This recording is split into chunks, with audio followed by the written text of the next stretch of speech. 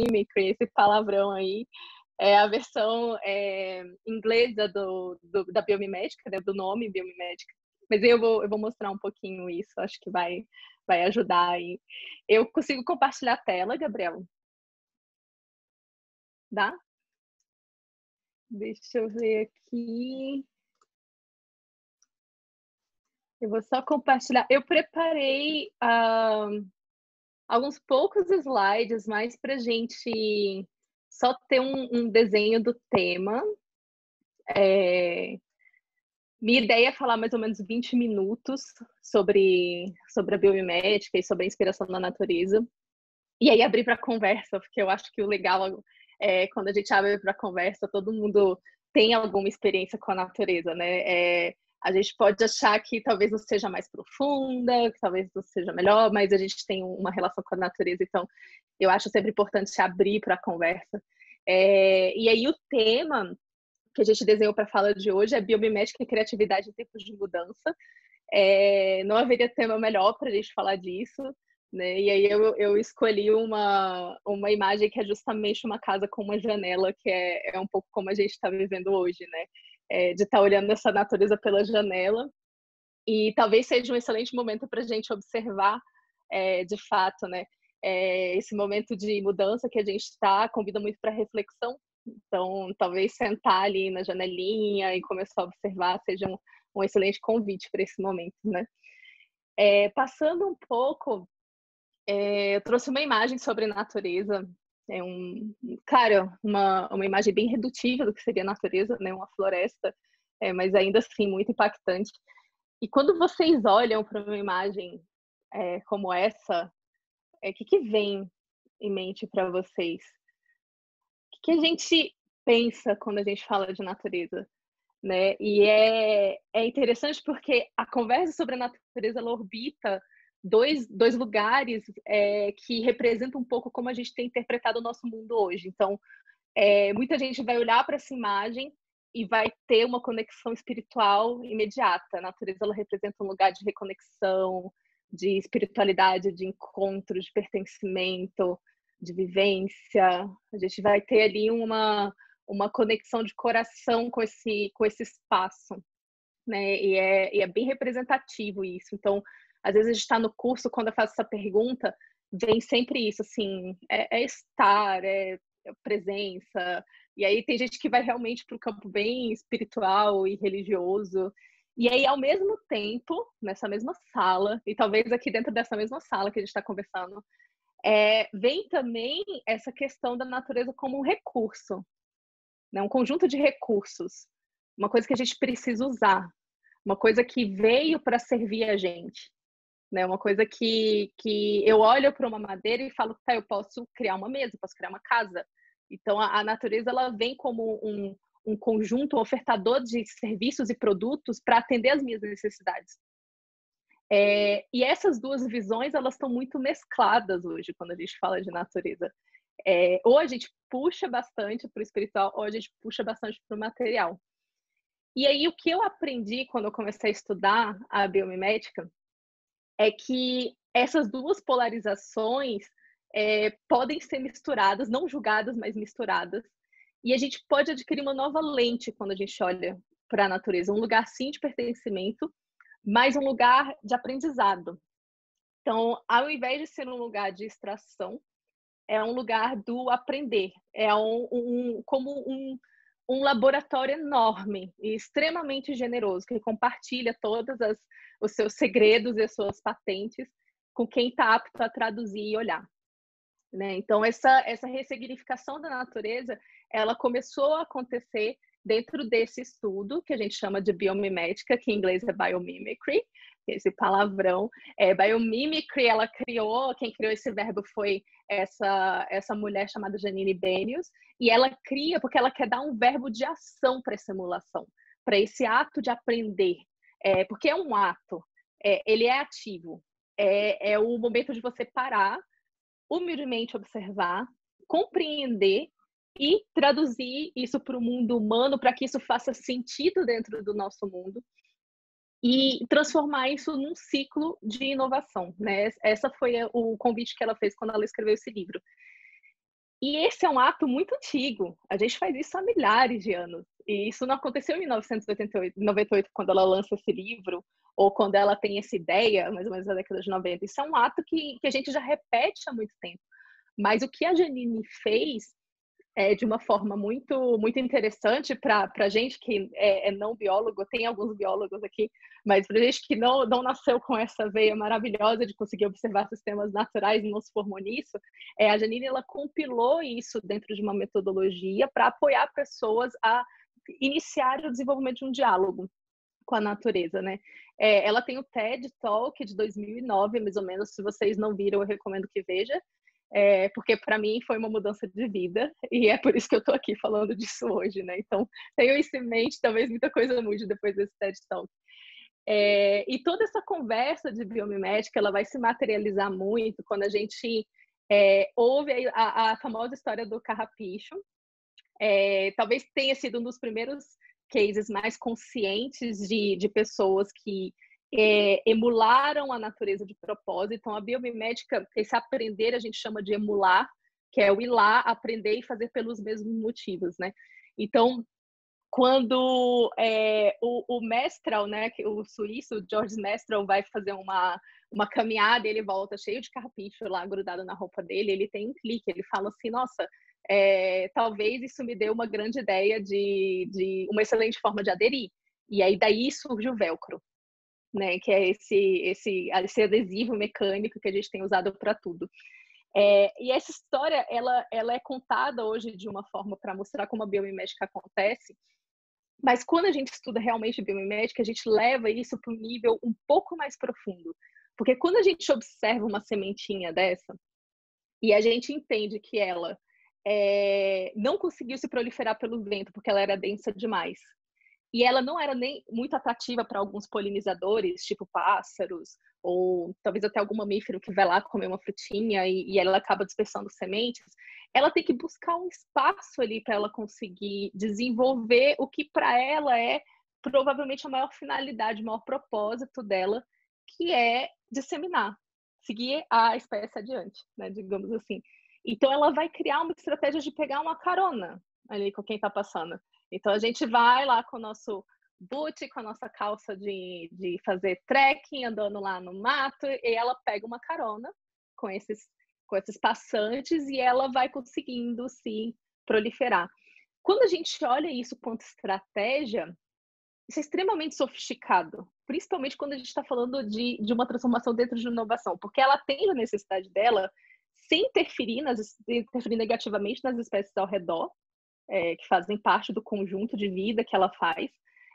Ela consegue ser bem sucedida a partir de pequenos testes que ela desenvolve em milhares de anos, e ela consegue transmitir essa informação adiante. Então, os próximos que vêm, ela vai transmitir aquilo por DNA e por uma série de conjuntos de informações que a gente estuda na biologia. E se a gente pegasse qualquer uma dessas regras e levasse para uma empresa para falar de inovação, ia descer uma lágrima de um lado e um de outro, do tipo, eu queria tanto fazer isso. Queria tanto desenvolver um produto assim. Então, é esse o convite que a biomimética faz, a gente observar a natureza além do superficial e realmente se colocar no lugar de aprendizado. Um outro exemplo que eu gosto muito de dar, e aí tem algumas pessoas que já participaram de curso já conhecem esse exemplo muito bem, que é a couraça do tubarão. A gente está falando agora de proliferação de vírus, né? A couraça do tubarão é provavelmente uma das superfícies mais limpas que a gente encontra, principalmente dentro do ambiente marítimo. Se vocês virem a couraça de uma baleia, vocês vão entender muito bem o que eu estou falando, porque vários organismos vão aderindo ali na superfície do couro da baleia, porque lá existe uma proliferação de bactérias e de plânctons, de uma sucessão completa que favorece o local para que outros organismos grudem e se alimentem daquilo, mas isso não acontece com o tubarão. E não é porque ele nada muito mais rápido do que a baleia, e nem porque ele é muito mais bravo do que a baleia, mas a superfície do couro do tubarão não favorece a comunicação das bactérias. Então, quando a gente dá um zoom bem profundo ali no couro do tubarão, que é esse daqui à esquerda, a gente vai ver que ele tem uma organização em formato de diamante. Essa organização ela impede a criação do que a gente chama de biofilme, que é um recurso que a bactéria usa para tanto se comunicar como criar um ambiente favorável para que ela prolifere. Então, sempre a bactéria ela vai iniciar a proliferação dela a partir da construção desse biofilme, que é um ambiente favorável. Só que na coraça do tubarão, o formato, a nanoescala, e isso não é químico, isso acontece realmente em nível de forma ali do tubarão, vai impedir que essa comunicação aconteça com eficiência e vai impedir que esse biofilme se constitua. E aí, consequentemente, a bactéria não consegue encontrar um ambiente favorável para que ela se desenvolva. E isso faz com que ele esteja sempre limpo. E aí, olhando para isso, uma empresa chamada Sharklet criou essa nanosuperfície, que é um adesivo, que a gente pode colocar em paredes de hospitais ou em próteses também que substituem alguns órgãos. E eles emularam a forma com que essa nanoestrutura é desenvolvida para impedir que o biofilme se crie. Então, a gente está falando de impedir a proliferação de bactérias sem usar químicos. Então, a gente está falando de, ao invés de usar antibióticos e desinfetantes e uma série de outros fatores que quem trabalha em hospitais sabe que isso pode ser danoso para o paciente, danoso para o habitat, a gente faz isso dentro de uma nanoestrutura, assim como a natureza ensina para a gente como fazer.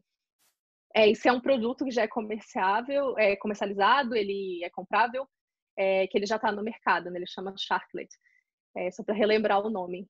Então, olhar para a natureza, quanto um viés de aprendizado e quanto um viés de desenvolvimento desse diálogo, é olhar para ela quanto uma construtora em conjunto, né, com a gente, porque a gente faz parte dos sistemas naturais. Isso em si daria uma live dedicada só a tratar esse tema, mas nós fazemos parte desse sistema natural também.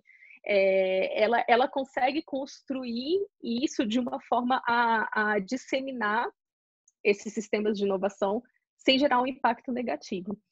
Os dois exemplos que eu trouxe, a gente costuma falar que é uma emulação da forma, que é quando a gente observa a forma em si, e a gente entende como que a forma é uma consequência das funções e das estratégias que a natureza precisa desenvolver para se manifestar. E a gente também está falando de emulação de processo, que mistura, pode ser que misture forma, pode ser que misture sistema, que é o próximo que eu vou falar, mas é o interesse de ver como que acontece a dinâmica processual dentro do indivíduo. Então, por exemplo, fotossíntese, digestão, a gente tem uma série de processos em todos os seres vivos que vão dando para a gente muitas dicas de como que a gente pode proceder para ter processos mais otimizados. Para esse contexto de mudança, um dos melhores exemplos que a gente pode observar para ter a natureza como uma mentora ou como uma medida dentro do que a gente pode desenvolver, principalmente no mundo de hoje, é o sistema. Então, aqui no sistema, a gente está falando de não olhar só a forma ou olhar só um ente vivo, mas olhar a inter-relação entre os seres vivos. E dentro do contexto de mudança, a gente gosta, dentro da linguagem da natureza, a mudança, ela é um diálogo entre contexto e possibilidade. Quando a gente tem uma rede de indivíduos, seres vivos, que vão de uma árvore a um inseto, a uma bactéria, a tudo que a gente considera biológico dentro do nosso planeta, e a gente entende que todos eles estão interligados, todos eles estão interconectados, e todos eles estão agindo sobre um objetivo comum, a gente vê pela natureza que a mudança ela se estabelece por um diálogo. A natureza ela não trabalha com a possibilidade da não mudança, que é como a gente trabalha. Os nossos sistemas lineares, eles não preveem a mudança. Quando a gente vai fazer um planejamento, a gente nunca pensa assim, tá, na semana 2 vai dar um ruim enorme. Todo mundo vai faltar, ninguém vai se interessar pelo projeto. A gente nunca coloca isso no nosso planejamento. A gente nunca coloca no nosso planejamento que um cataclismo pode acontecer, que um desentendimento humano ali gerando uma guerra pode vir, que uma pandemia pode acontecer.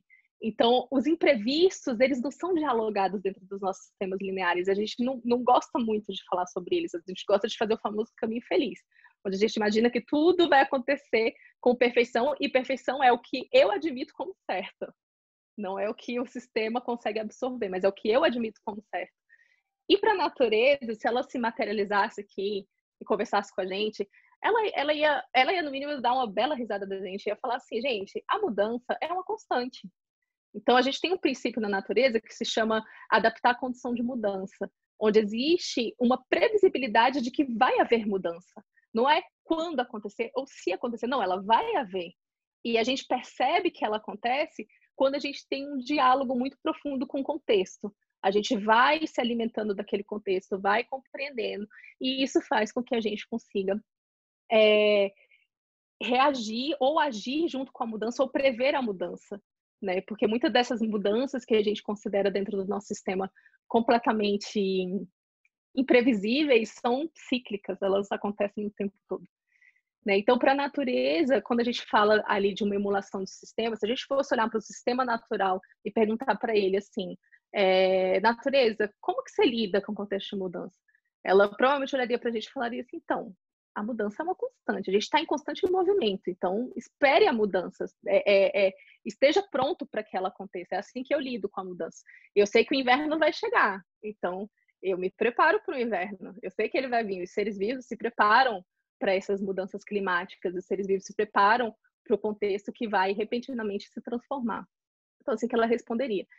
E aí, se a gente pega isso como uma lição para a implementação dos nossos produtos, e aí é interessante porque eu venho da área de design de produto, e muito da jornada que eu tenho hoje veio de uma desilusão enorme de quando eu entendi que no design de produto eu desenvolvia uma coisa que ia servir a um mercado com suas necessidades econômicas e de marketing, e quanto mais eficiente eu era em fazer com que as pessoas topassem embarcar nesse produto com inconsciência e com emocional muito afetado, que é normalmente como a gente vai trabalhar marketing, melhor. Mais boa designer de produto eu era. E isso me deu um choque ético, porque eu entrei querendo criar coisas para ajudar as pessoas, então como que agora o que eu crio vai levar essas pessoas a um endividamento, a brigas, a conflitos? Como assim? Né? Como isso se dá? Então, muito da minha jornada veio dos choques do nosso próprio sistema e de como o nosso sistema ele não é alinhado com várias questões. E a gente tem visto isso, tem tido a oportunidade de ver isso com muita clareza agora, nesse momento Covid, né? E de como também a gente acaba mascarando as nossas intenções também dentro de um sistema, né? Eu trouxe o exemplo que está mega famoso agora das máscaras da Osklen. Não sei se vocês acompanharam isso, mas a Osklen fez uma venda de 2 máscaras por R$ 147, usando como premissa o apoio a costureiras e doação de cestas básicas. Mas quando a gente fazia as contas, se eles vendessem as máscaras a R$ 10 e doassem todo o dinheiro que eles estavam pedindo pela máscara de 147 em cestas básicas, o impacto seria muito maior. Então, quando a gente se coloca numa situação como a gente está hoje, em que a mudança bateu na nossa porta, entrou na nossa casa, entrou no nosso trabalho, entrou na nossa família, muitos desses casos e muito dessa perspectiva que eu vivia ali como designer de produto não vão mais fazer sentido, elas não vão mais colar. E aí eu tenho uma amiga, Carol Burgo, que ela fez uma sequência de uns stories, assim, simplesmente impactada e muito, ela é muito calorosa nas colocações dela, e de colocando assim, como é possível, no momento de extrema fragilidade, a gente ainda assim pensar em mercado, a gente ainda assim pensar em fatores que a gente não sabe mais estão dentro dos nossos sistemas, né? Então, hoje, quando a gente vai olhar para contextos de mudança, e aqui eu estou trazendo só um exemplo de como que as nossas fórmulas prontas, como que as estruturas dentro dos sistemas que a gente mesmo criou, elas não valem mais como regra. E se valerem, elas são temporárias, elas não fazem sentido. Não sei se isso reverbera para vocês também. E aí a gente precisa de uma referência, né? Quando a gente sai, quando a gente olha para o nosso próprio sistema, a gente sai, tem aquela visão de tudo que a gente construiu e a gente vê que as lógicas não estão mais encaixadas, sempre vem essa pergunta. Então, qual a referência? Que foi a pergunta que eu fiz lá no design de produto, que eu falei, tá, então se a resposta não é do ser humano, então qual é a referência? Onde eu preciso me guiar? E aí, pensando em sistemas, que é um pouco do que a gente está procurando quanto alteração hoje, o que a gente vive hoje em Covid é justamente os gaps do sistema que a gente não conseguiu suprir. A gente vai olhar para a natureza como um sistema completamente interconectado, completamente interdependente, vivo e aberto para mudança. E aí é um pouquinho sobre isso que eu vou trazer essa fala final, mostrar um pouquinho a diferença entre os dois sistemas. Por que o nosso sistema, de acordo com a visão da natureza, né, que existem várias visões hoje de leitura dos nossos sistemas, a futurologia, a transformação, e aqui eu estou trazendo um pouco da leitura da natureza, por que os nossos sistemas eles estão demorando a reagir, demorando a entender o que está acontecendo com a gente nesse contexto que a gente está, e como que a natureza propõe essa mudança. Então, é uma grande emulação aqui de sistema. E aí eu trouxe também um exercício no final. A gente não vai fazer agora, eu vou só dar os guidelines para vocês levarem. O Gabriel me fez essa recomendação e eu acabei ficando com isso na minha cabeça. E hoje, nos 10 minutos antes da palestra, eu inseri esse slide aqui para que vocês levem um exercício para casa para fazer em relação a isso. Então, se a gente observar os nossos sistemas humanos, o nosso sistema ele é estabelecido por 4 fatores básicos. O domínio, então a gente controla todas as coisas e a gente comanda também elas. Então, se a gente observar, normalmente quando a gente elogia uma pessoa que é muito eficiente, a gente vai falar isso para ela, ela tem domínio sobre o grupo, né? Um líder que é muito eficiente, ele domina o grupo. Então a gente trabalha sobre, o nosso sistema ele trabalha com muita intensidade dentro da lógica do domínio, e dentro da lógica do comando e do controle. Então, faz certo quem me obedece e faz direito quem faz no tempo que eu preciso. Então, esse é o comando e o controle. E isso tudo está associado também a um outro paradigma que a gente chama de escassez, que é para eu conseguir ter essa manutenção de domínio, comando e controle, eu tenho que falar para as pessoas: você vai ser demitido se você não fizer o que eu estou te pedindo, você vai passar fome, você vai perder seu conforto, você não vai ter uma família feliz.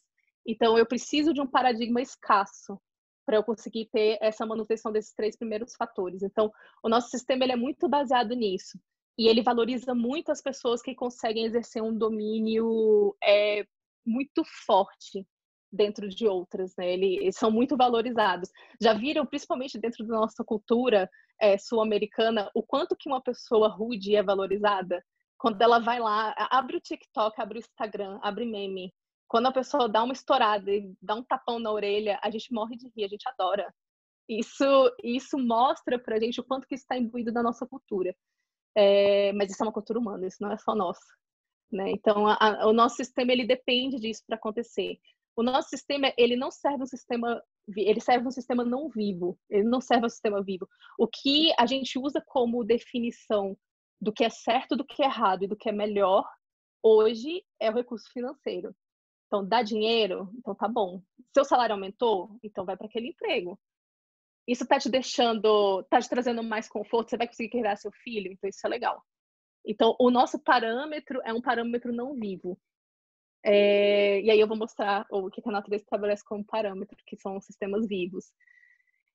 O nosso sistema ele é linear e com pouca resiliência. Nosso sistema ele é inspirado muito dentro da linha mecânica e processual.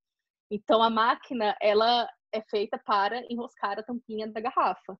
Se você muda o bocal da garrafa, você joga a máquina inteira fora e cria uma máquina nova. A linearização do nosso sistema, e a gente copia muito a máquina. Hoje a gente trabalha como uma máquina trabalha.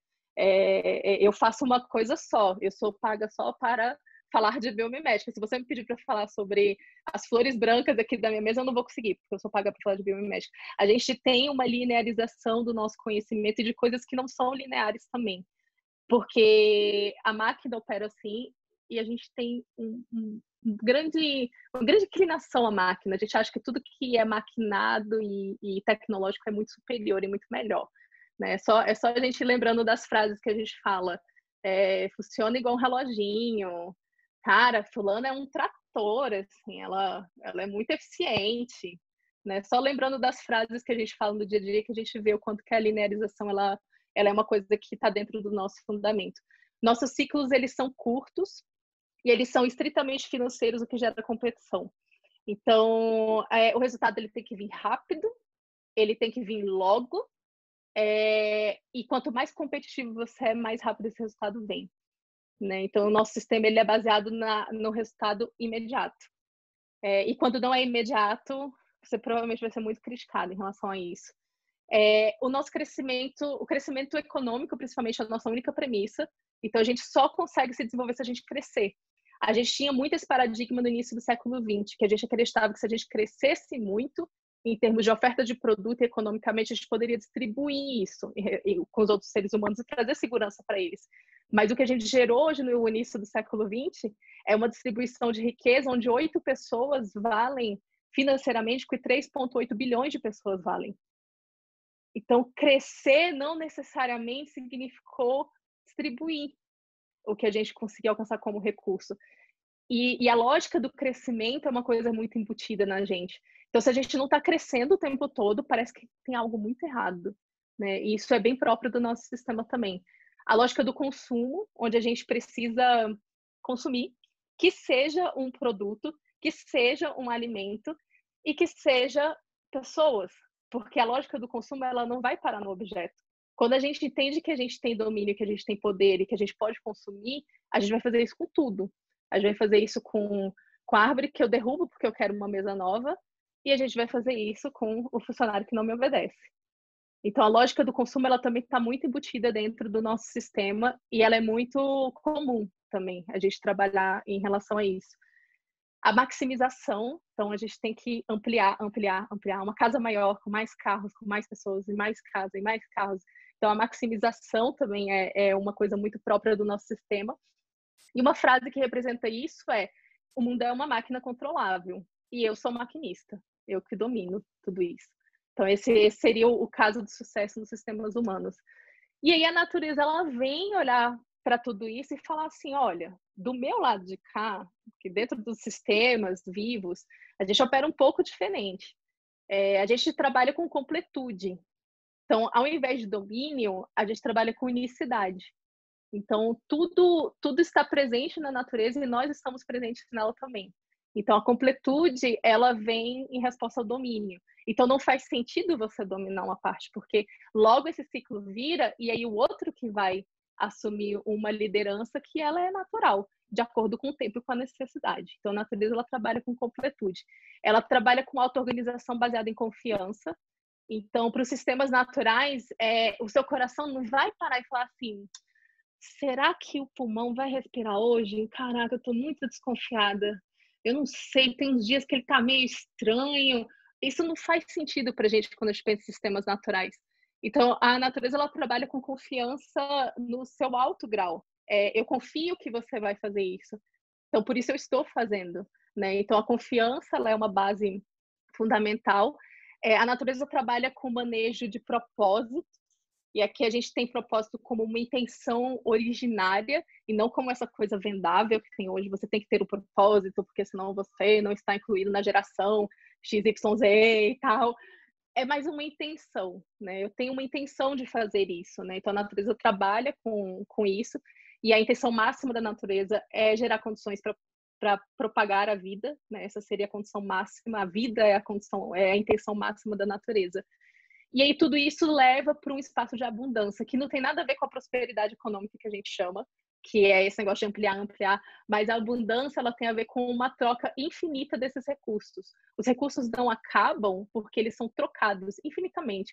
É como se a gente tivesse uma roupa que nunca estragasse e a gente fosse passando adiante. E quanto mais a gente passa essa roupa adiante, melhor para o sistema vivo, né? Isso seria abundância de acordo com a natureza. A natureza ela serve a sistemas vivos, então os sistemas vivos precisam estar bem primeiro. Quem traduz muito isso para o nosso sistema é Kate Raworth na Economia Donut, quando ela fala: se a gente não cuida do vivo primeiro, não adianta cuidar do não vivo. O crescimento ele é mascarado, ele é concentrado em poucas pessoas. A gente não está falando de criar riqueza, a gente está falando de concentrar lucros. né? Então, a natureza, ela inverte essa lógica. Cuide primeiro do vivo, porque o vivo, ele vai ter o cuidado da intenção e ele vai ter o cuidado da abundância. Então, a gente cuidaria primeiro do que está vivo, antes do que o não vivo. Nosso parâmetro seria esse.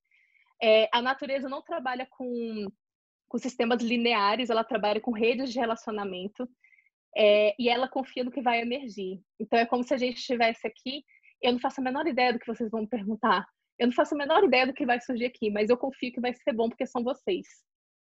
Então, a natureza, ela opera dentro dessa lógica. O que vai emergir é bom, porque eu confio.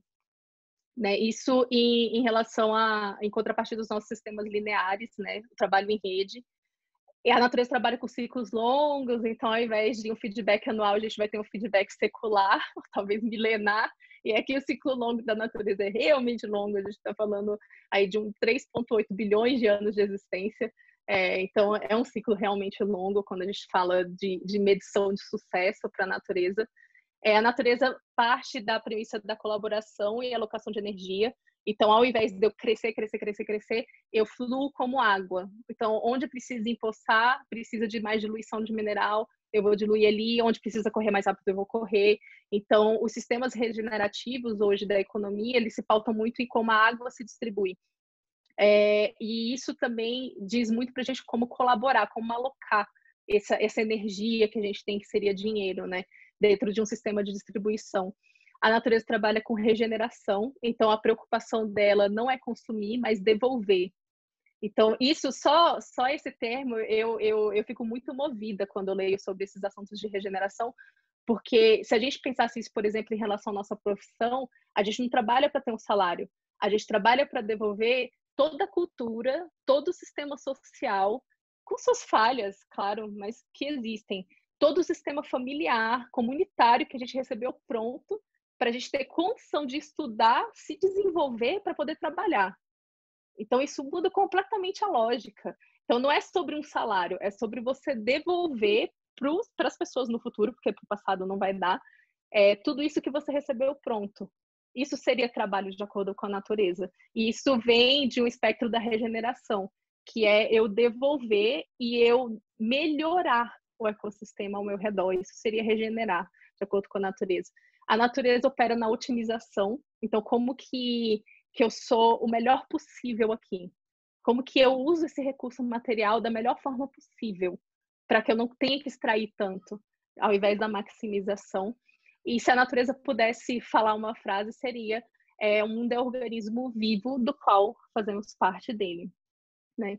E aí, quando isso vem da teoria de bioliderança, né, do bioleadership, bioleadership.org, que seria o site onde a gente trabalha um pouco essas questões. E aí, eu não sei vocês, mas eu leio isso e me dá um desespero. E aí, eu participei de um grupo lá em Minas que chama Fenda, e eles me mandaram essa foto, e eu acho ela muito significativa. A Fenda é um grupo de criativas, a gente se reúne uma vez por ano para fazer uma fenda no tempo e poder dialogar sobre natureza, sobre criatividade. E essa foto veio no conjunto de fotografias que a gente fez, tipo, calma. Quando a gente olha para essas duas listas, a primeira coisa que eu fiz foi botar a mão na testa e falar, cara, a gente é muito incompetente. Meu Deus, por que a gente está fazendo isso? Exclui o ser humano, para o planeta, tira a gente do meio. A gente cria uma revolta interna. E aí é quando vem essa fala assim, tipo, calma, calma. Uma outra coisa também que o sistema natural ensina muito pra gente é que todo sistema, ele tem uma regra própria. E que não dá para apertar, não dá para travar, não dá para parar. O nosso sistema humano, ele está posto. Não tem como a gente interromper, não tem como parar o mundo e descer. Mas tem como a gente poder encontrar pontos para que esse fluxo se altere. E é um pouco isso, esse é o convite que o pensamento dentro dos sistemas naturais fazem para a gente no nosso sistema. Não é sobre julgar e dizer que o que a gente fez está muito errado, mas entender que aquilo que a gente construiu foi útil durante o período e que agora talvez não sirva mais, mas que a gente pode olhar para ele e tentar encontrar fluxos, e a gente chama isso de pontos de virada, que abrem espaço para mudança. A melhor postura que a gente consegue ter num momento como esse é a postura de abrir espaço porque a mudança que vai acontecer, a gente não faz a menor ideia do que vai ser, mas o abrir espaço permite com que isso comece a acontecer, né? E aí esse abrir espaço, que é essa técnicazinha que eu trouxe lá da bioliderança, vem dessas quatro formas de diálogo, que são 4 formas que a gente pode trabalhar, ou de organização mental, de como que eu me coloco no mundo, ou de como dialogar com esse sistema, né? E eles passam por 4 verbos, que é advogar, questionar, imaginar e reformular. Advogar, ele gera estagnação e é muito do paradigma que a gente vive, que é o eu sei. Eu sou mestre em biomimética, eu estudei sobre a natureza, eu sei sobre a natureza. Esse é o diálogo que é posto hoje. Então, assim, você deve fazer isso porque eu sei, que é isso que eu estou te falando. Esse é um diálogo que ele é necessário, mas ele gera uma estagnação. A gente não consegue diálogo. Quando alguém vem assim, o super especialista vem e fala que a natureza é X, bem, ele é o super especialista, o que eu posso fazer? Então, a gente começa a reformular quando a gente começa a sair da advocacia. E aí o primeiro passo é questionar.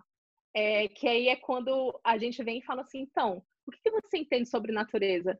Mas, Carol, você estudou, você fez um mestrado. Tá, mas o que você entende sobre natureza? Porque o que você entende sobre natureza, eu não sei. Isso me falta. Então, não adianta eu ter um diploma.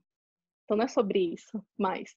Então, quando a gente começa a perguntar para as pessoas o óbvio, a gente começa a descobrir um mundo muito diferente e a gente começa a se abrir para essas diferenças de uma forma muito peculiar. E mexe muito, viu? Mexe muito. Se arriscar a perguntar, isso parece ser simples, mas sair do ponto 1 para o 2 é um baita exercício de reflexão.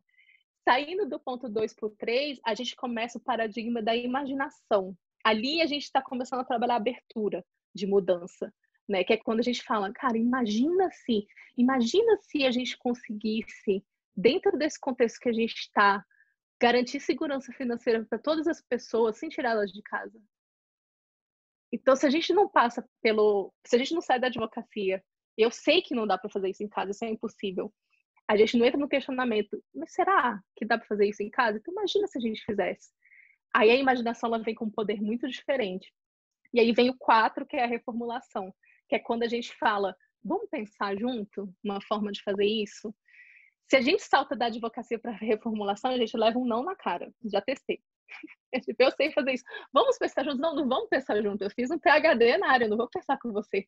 Então, tem um caminho que o nosso sistema precisa percorrer até que a gente consiga falar do vamos pensar junto. E aí, essa semana, eu acabei esbarrando com esse artigo do Arundhati Roy no Financial Times e ele traz um relato sobre esse contexto de mudança que a gente está, que para mim foi um dos mais provocativos que eu já li até hoje, porque ele não se posiciona nem a favor e nem contra, mas ele traz todos os argumentos do porquê que a gente precisa refletir sobre o que está acontecendo. E que talvez seja esse o grande ponto, né? Que é a gente começar a entrar lá no questionário e no imaginar.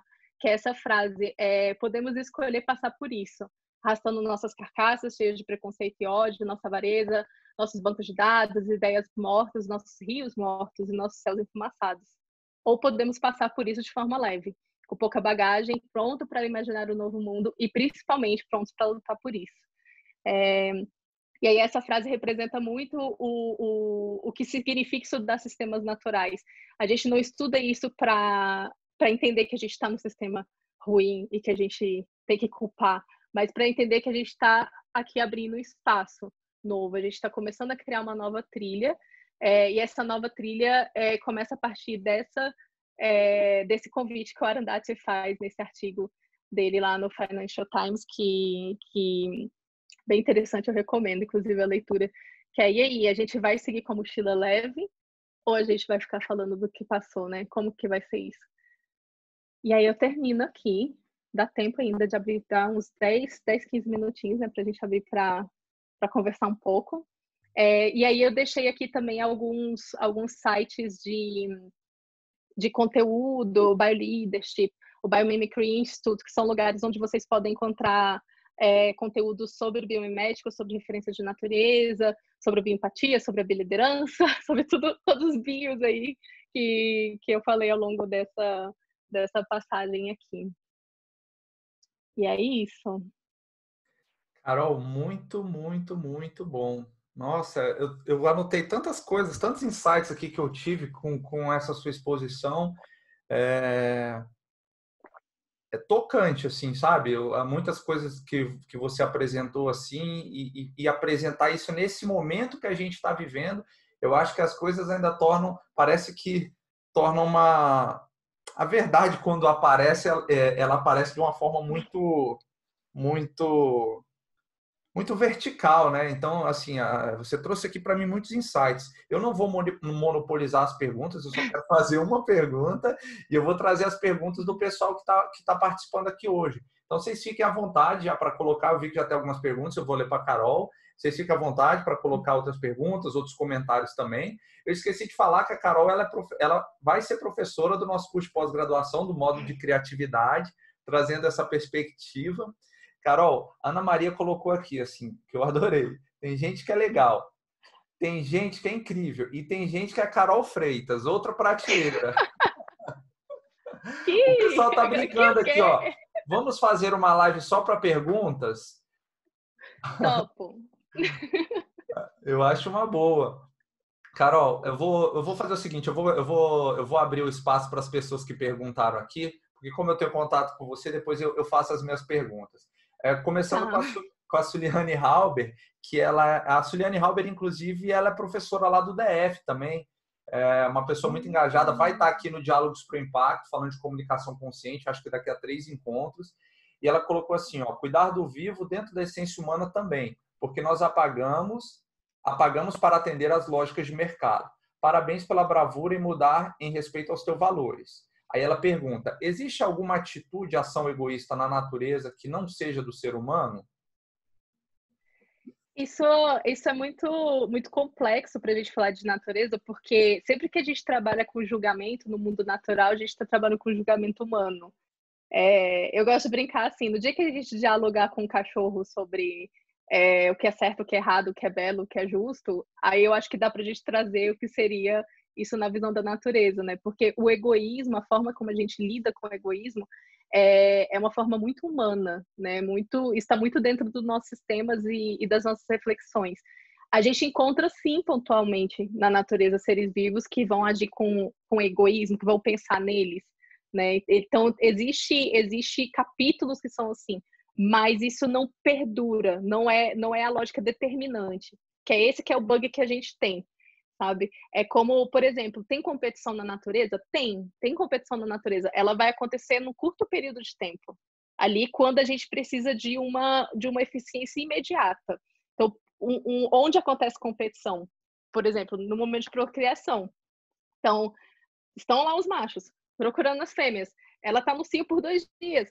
Eu preciso ser muito eficiente nesses 2 dias, senão a espécie não vai proliferar. Então, ali vai ter uma competição momentânea e depois, e essa competição ela vai favorecer a colaboração no final. Então, a competição ela é um meio. E para a gente coloca a competição e a gente coloca o egoísmo como um fim. Então, assim, acontece na natureza, mas não é a finalidade do ser vivo ser egoísta. Ele tem uma necessidade para ser atendida, ele usa isso como um mecanismo, mas a finalidade dele vai ser sempre o coletivo no final, né? Que isso também dá uma boa estrada para a gente, né? Pensar sobre isso. Pô, eu tô sendo egoísta agora. Mas por que eu tô sendo egoísta? Eu tenho uma necessidade ali para ser atendida. Porque quando eu entendo essa necessidade, talvez isso me ajude a sair desse paradigma do egoísmo, né? Que é muito presente dentro da nossa sociedade. Então, vai acontecer muito pontualmente, mas não como finalidade dentro de outros seres vivos. Muito bom, Carol. Ó, vamos lá, vou continuar aqui. Suliane, parabéns pela sua incrível fala e suas percepções. Giovanni, muito bom, parabéns. Priscila Lemos, a verdade é simples. A gente que ainda interpreta de forma complexa. Eu concordo. Miguel, Concordo. Miguel Canas, vamos fazer uma live só para perguntas, essa eu já li. Aí o Gustavo ele tem uma pergunta que está similar com outra que a Suliane fez, que é o seguinte: como você vê o futuro assim pós-Covid, né? Quais serão as Uhum. possíveis mudanças? Eu acho que é uma pergunta ampla, mas você pode trazer talvez uma perspectiva a partir do seu olhar de biomimeticista. Quer dizer, seu olhar enquanto Carol Freitas, né? Logicamente. Sempre gagueja, normal. A relação com a natureza vai mudar muito.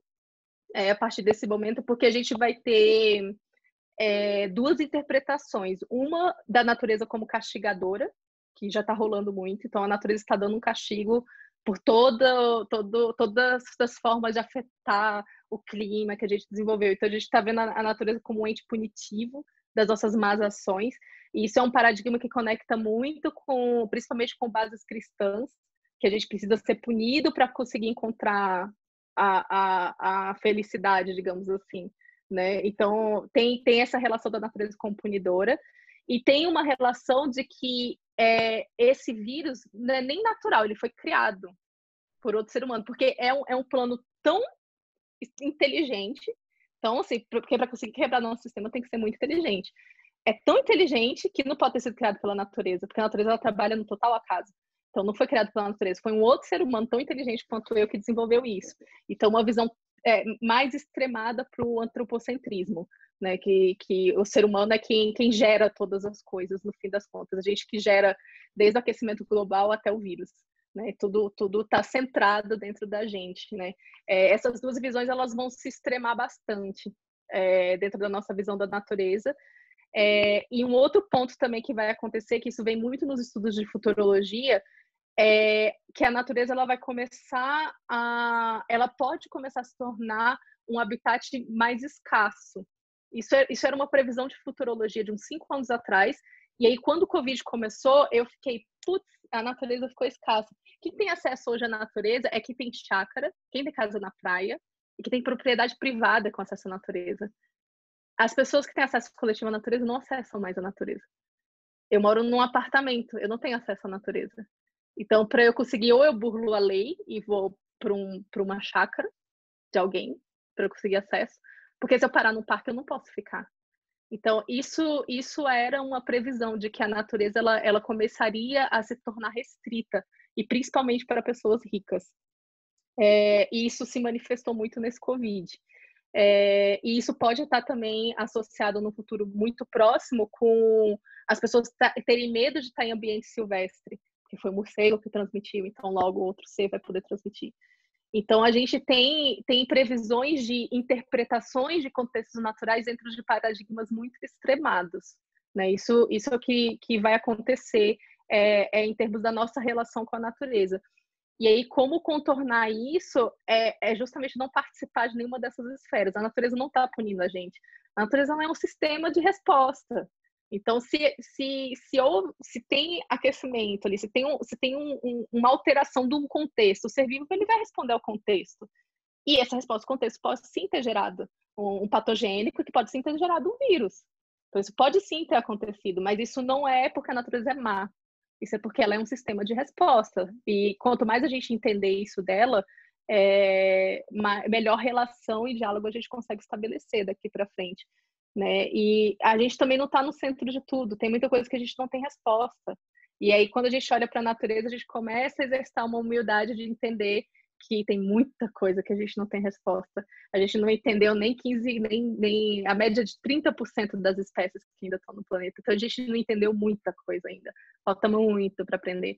Então, não participar dessas visões talvez seja um melhor caminho que a gente possa ter quanto sequência disso, né? A natureza ela não é vilã, ela não é punidora, e ela também não está fora, né, dos nossos padrões e das nossas compreensões. Eu vejo mais ou menos por aí. Perfeito, Carol. A gente acho que tem mais uns 8, 10 minutinhos para as perguntas e comentários, pessoal. Pode ir colocando aí. Acho que eu vou fazer a minha, Carol. Acho que vai dar tempo. Tá.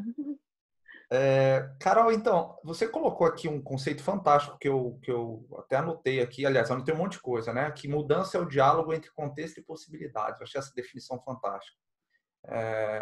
Eu tenho refletido muito sobre mudança e muito sobre confiança também, que é uma questão que você colocou na sua fala. Uhum. E o que a gente tem visto, assim, na nossa perspectiva humana, dentro do nosso sistema humano e das nossas formas de se relacionar, pelo menos é uma impressão que nós estamos vivenciando, não sei se isso reflete na realidade, mas que há um aumento da velocidade das mudanças. As mudanças estão parecendo para nós cada vez mais aceleradas, da forma como nós convivemos, nos relacionamos, nos comportamos. E aí você colocou assim, que a natureza é expert em se adaptar a contextos de mudança. Eu sei que o horizonte temporal da natureza é diferente, mas será que ela teria alguma coisa para nos ensinar a lidar com essa mudança acelerada que nos deixa tão ansiosos, tão nervosos? É uma excelente pergunta. Nossa, tem muito para ensinar. Muito, muito, muito. A gente está totalmente imerso no sistema natural. É porque a gente que acha que não, sabe? A gente que na verdade, estabeleceu que não, né? Tem um livro que chama Quando Darwin Vai à Cidade, que mostra como que os animais estão se adaptando ao contexto da cidade. Porque a gente esqueceu de avisar para os animais e para as árvores que a cidade não é contexto. Ser vivo responde a contexto. Então, se construir uma cidade ali, é contexto, eles vão responder.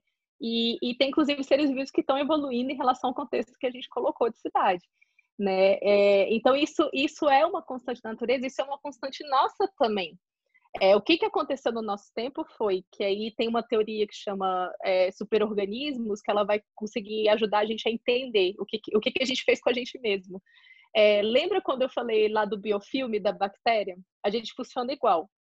A gente cria um contexto que é favorável à nossa segurança e à nossa comunicação.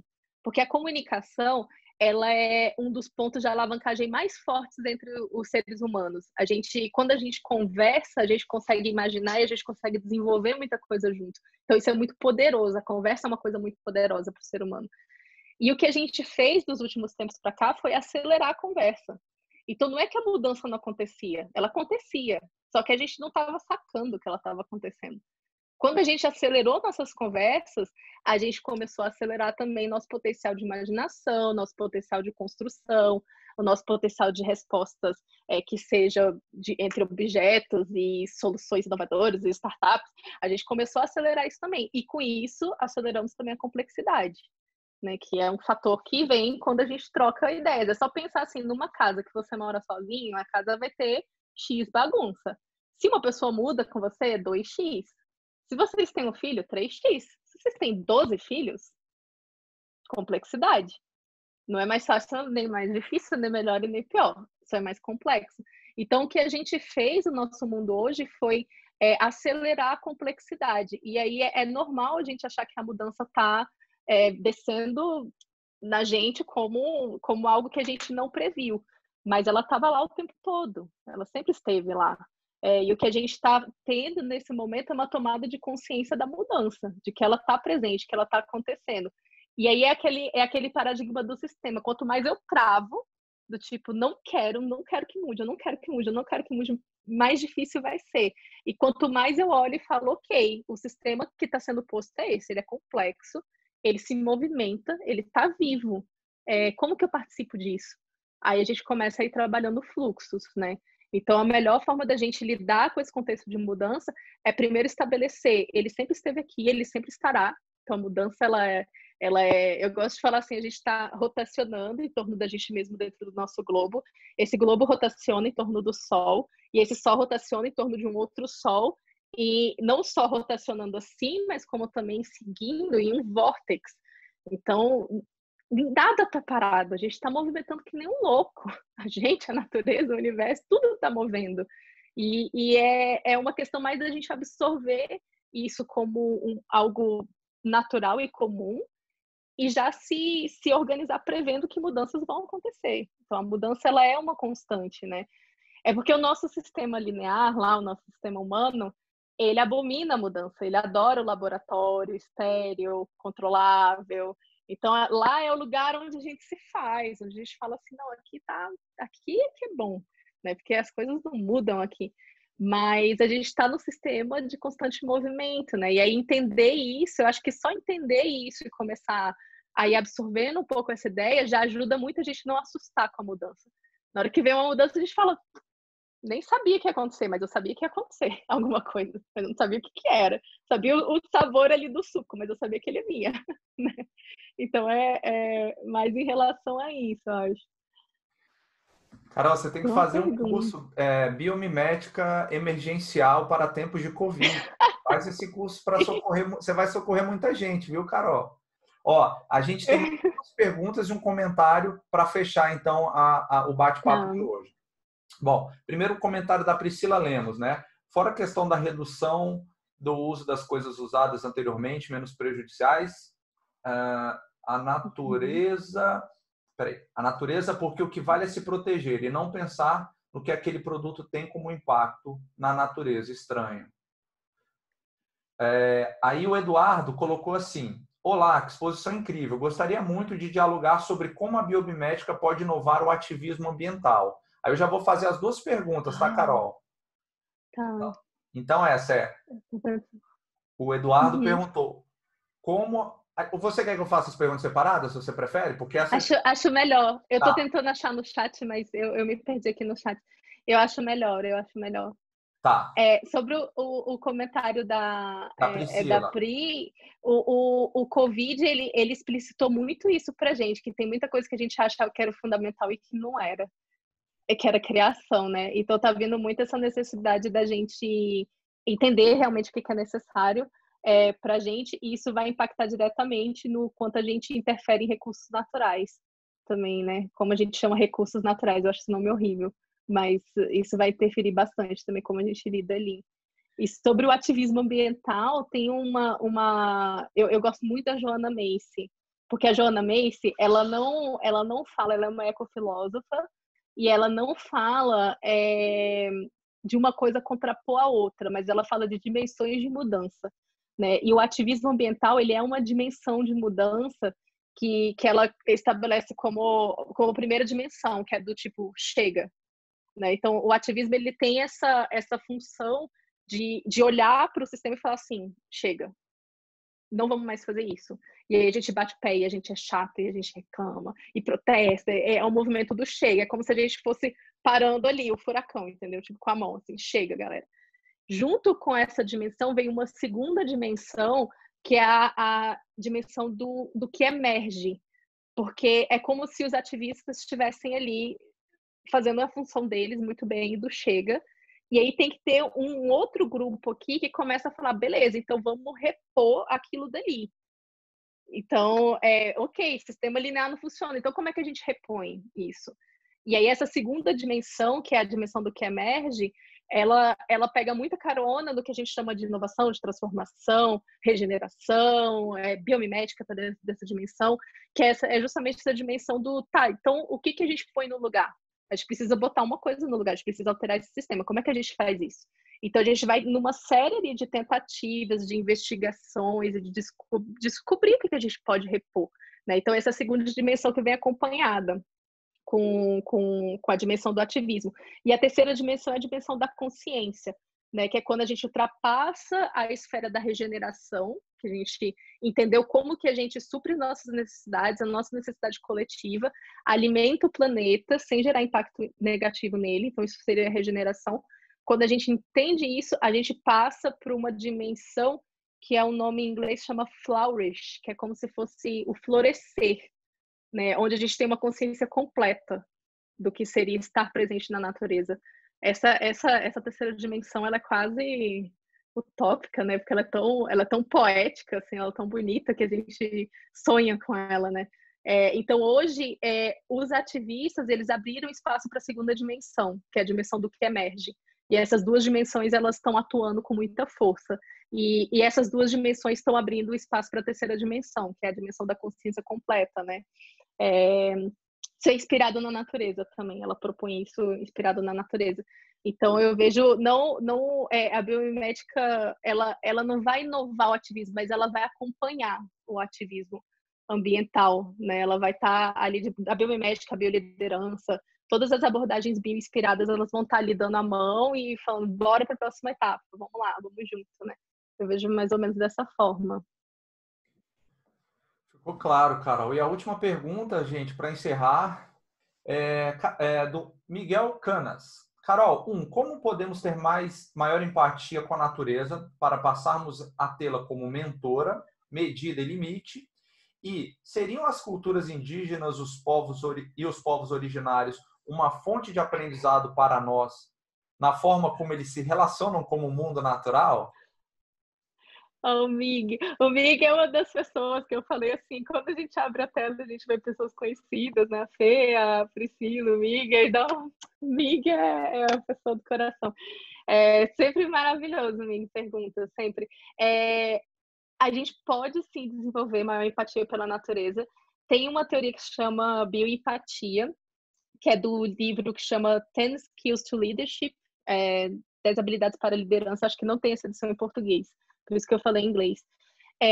Que ele fala da bioempatia, que é o ato da gente desenvolver uma empatia pela natureza, e vem muito da gente se colocar como aprendiz, da gente realmente ir contra a questão de que a gente domina, de que a gente sabe o que é a natureza, e começar a estabelecer uma admiração, e essa admiração vem também de estabelecer um diálogo. Uma das formas mais simples de bioempatia que existe, que é uma das formas mais simples de desenvolver empatia, é alimento. É o que a gente se alimenta e como a gente se alimenta. Porque o alimento, ele é a base mais fundamental, ele é o contato mais acessível e mais visceral com a natureza que a gente tem. A gente precisa se alimentar todo dia, várias vezes ao dia. E o que a gente coloca no nosso corpo, a gente sente o corpo respondendo. É só pensar, come lá um hamburgão com a batata, uma coca gigante, a gente fica ali feliz naquela hora, e depois a gente senta e fica, caraca, por que eu fiz isso? Putz, vou ter que ficar não sei quantos dias na academia. A gente sente o nosso corpo, assim, falando, pô, sacanagem, por que você fez isso? Né? Que é totalmente diferente de quando a gente vai comer um alimento vivo, e que é totalmente diferente quando a gente aprende a pegar amor pelo preparo do alimento. Quando a gente pega um alimento cru, a gente sente a temperatura, a gente sente o cheiro, a gente vê assim, caramba, essa cenoura que eu comprei no supermercado grande não é docinha igual daquela vendinha que eu comprei, daquele produtor. Então, ali, quando a gente vai desenvolvendo uma relação da alimentação, uma excelente forma da gente entender, da gente desenvolver empatia com a natureza, e entendendo que tudo aquilo que a gente se alimenta é uma transferência energética. Então, a natureza ela é um sistema energético fechado no sentido, o único acesso aberto que a gente tem ali é o sol. O sol ele entra, as plantas absorvem aquilo quanto energia, e essa energia ela vai.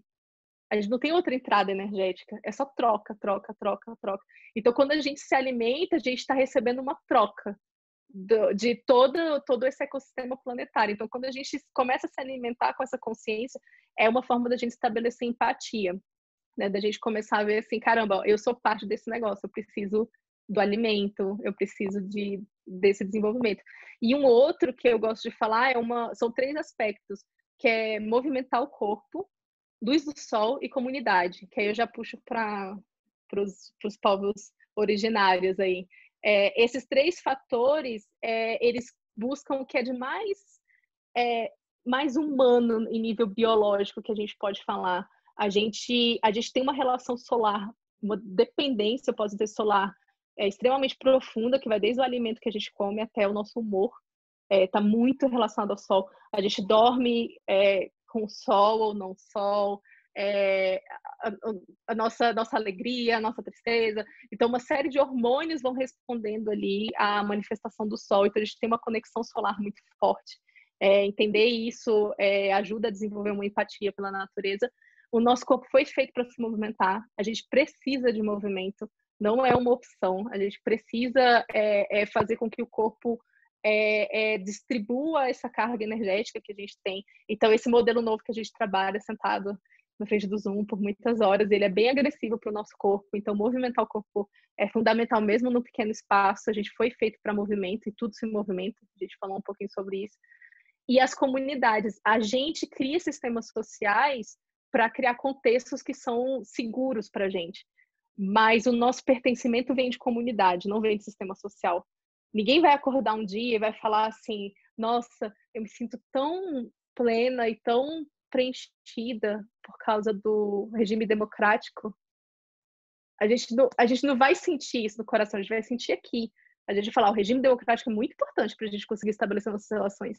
Mas a gente não vai sentir aqui. Agora, a comunidade a gente sente aqui. Quando é nosso aniversário e alguém te dá um abraço, te manda mensagem, fala que você é importante, você sente aqui. Você fala, caraca, eu sou importante, eu tenho um pertencimento. E isso é muito importante porque a gente é um serzinho muito emocional. O ser humano é um serzinho muito, muito emocional. A gente ri de cachorro e de gato, mas a gente é muito emotivo, muito mais emotivo do que eles, talvez. Então, a gente precisa desse pertencimento. E as comunidades são um espaço onde a gente vai achar esse pertencimento, onde a gente vai se reconhecer, que seja comunidades de amigos, comunidades temáticas, famílias, a gente vai desenvolver vários pequenos núcleos em relação a isso. E as comunidades originárias, os povos originários, os indígenas, as culturas, eles trabalham dentro desse espectro de comunidades. Se a gente vai visitar uma comunidade, a gente vai ver que ela é pequenininha e ela tem subdivisões lá dentro.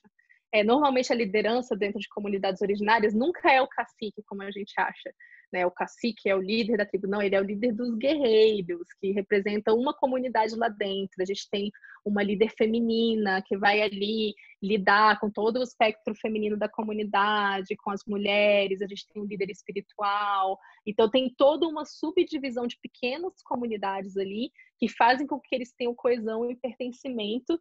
E isso faz com que a gente tenha uma baita lição de como lidar em termos de comunidade, porque a gente se desenvolveu dentro do sistema moderno, onde o individualismo é rei. Então, já ouviu adolescente falando, eu fiz isso sozinho. Aí eu sempre respondo assim, não, você não teria feito isso se a gente não tivesse 70 mil anos de desenvolvimento de um sistema chamado cidade, para você ter segurança de poder pensar sobre isso. Então, você não fez isso sozinho.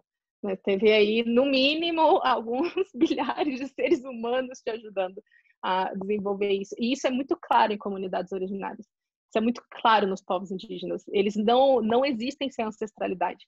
Então, tem vários elementos ali que ajudam a gente a fazer um salto não tão grande, né? Porque a natureza, às vezes, pode ser um salto tão grande. Então, as comunidades originárias, elas fazem um salto intermediário ali. Observar como elas lidam entre eles, passar um tempo com eles é uma das ações mais transformadoras que a gente consegue ter vários tapas na cara que a gente recebe quando a gente tem contato e tem abertura para ver o quanto que a gente precisa aprender ainda e o quanto que eles estão na frente ou estão atrás. Na verdade, eles são ancestrais, né? Então, quanto eles já estão há tanto tempo desenvolvendo isso, né? Então sim. Carol, fantástico, fantástico a sua participação. Eu ficaria aqui muito mais tempo, acho que muitas pessoas aqui também, está todo mundo agradecendo, mas em respeito ao seu tempo, eu gostaria de encerrar, te dar uma última palavra para você dar um tchau para o pessoal, e aí eu faço o encerramento final e já comentando também qual vai ser a próxima edição que a gente tem na semana que vem aí do Diálogos para o Impacto. Eu já falei um bocadão, né? Então, só mesmo agradecer todo mundo que acompanhou aqui no Zoom, acho que no Face também, onde foi transmitido, e falar que pequenos movimentos como esse, a gente parar um pouco para ouvir um conteúdo e aprender junto, faz com que a gente se conecte com várias outras pessoas que estão fazendo isso. Nós somos muitos já. Né? Por mais que as pessoas falem que não, nós somos muitos, tem muita gente já esperando e querendo abrir espaço para essa mudança, né? Então, agradecer a coragem e a disponibilidade de vocês de estar aqui abrindo esse espaço também. Carol, a gente que agradece a sua disponibilidade, a sua doçura, o seu cuidado em todo o processo, assim, da sua participação. A gente fica muito feliz com a sua contribuição, muito feliz por você ter aceitado o nosso convite de fazer parte do corpo docente da nossa pós-graduação, nessa disciplina de criatividade. Acho que você tem muito a agregar, não só nessa área de criatividade, mas em outros, como você demonstrou aqui. Muito obrigado, Carol, de coração. E pela aula também, muito obrigado. Próximo curso que você fizer de biomimética, eu vou fazer. Eu ensaiei fazer o anterior, mas por alguns motivos pessoais eu não consegui, mas o próximo eu com certeza vou fazer. E se fizer aquele de emergência, então aí eu sou o aluno número 1. Vai ser um prazer. Cara, gente, esse foi o Diálogos para o Impacto. Na próxima semana, a gente vai ter o Carlos Vanderlan, que é o fundador da HandTalk. HandTalk é uma startup de impacto social que trabalha com acessibilidade para surdos. e o tema da fala dele vai ser a importância da acessibilidade num momento de abundância de informações como esse que a gente está vivendo. Vai ser uma palestra, uma fala que vai ter, inclusive, intérprete de Libras. E esse foi mais a 5ª edição do Diálogos para o Impacto, uma iniciativa da pós-graduação de Impacto, Inovação e Empreendedorismo Social do Centro Universitário DF, com apoio do Impact Hub Brasília. Gente, muito obrigado pela presença. Até quarta-feira que vem, nesse mesmo bate-horário. Tchau, Carol. Obrigado. Tchau, gente. Boa noite. Valeu. Obrigada a todos. Tchau, tchau.